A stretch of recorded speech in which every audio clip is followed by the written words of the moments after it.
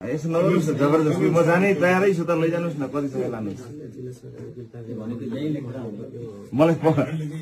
पक्राउ पुर्जी त मलाई जारी हुनु परेन र अहिले लेख्ने तपाईले अब पक्राउ पुर्जी बनाउनुहोस् न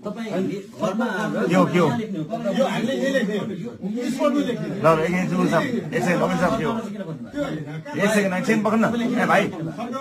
ठिक छ त मलाई दिनुहोस् न त दिनुहोस् कि ल्याउनुहोस् मैले सही गर्नु पऱ्यो नि मलाई दिनुहोस् पक्राउ बुझी कस्तो अचम्म यहाँ एउटा पक्राउ दिनुहोस् न पक्राउ बुझी लेख्नुहोस् दिनुहोस् न भइगयो त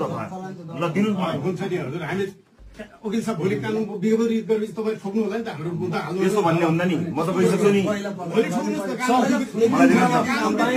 पहिला तपाईँ भन्ने अनि पत्र दिने मलाई सुन्नुहोस् न मलाई सुन्ने अनि सम्मान गर्छु